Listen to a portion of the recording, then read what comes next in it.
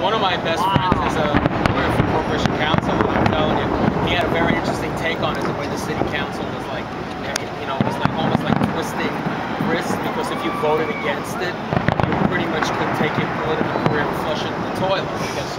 Yeah, yeah. I mean, it was like you know, it was like you just had to toe the line. The arrogance after that, after there were 2 votes, popular votes too, they turned it down. You know what? Sometimes when you stick to your own guns, you know, it costs you, unfortunately. Well. Not that I advocate that kind of a mindset. What did he run as? He was a Republican, right? Yeah, I mean, he was the first time he ran as a Republican, and the reason he became a Republican, quote, 6 months before the election, because he knew he couldn't get the Democratic nomination. Oh, you're talking about the first time? Oh, yeah, I remember.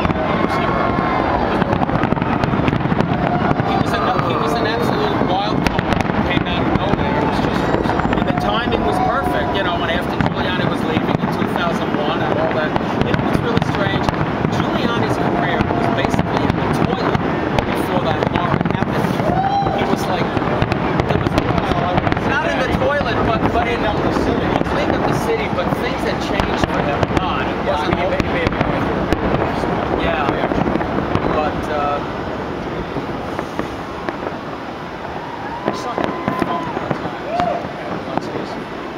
Years and years ago, before he was ever mayor, yeah, and I was just listening to him on the phone. I got a Like a what? A jerk? I think it's more than that. Well, I voted for him, but he just, I didn't. He did sound like that from I'm a... Yeah, he does. He was at the Time Life Club, I do catering on the side. Actually, I was taking to the bathroom.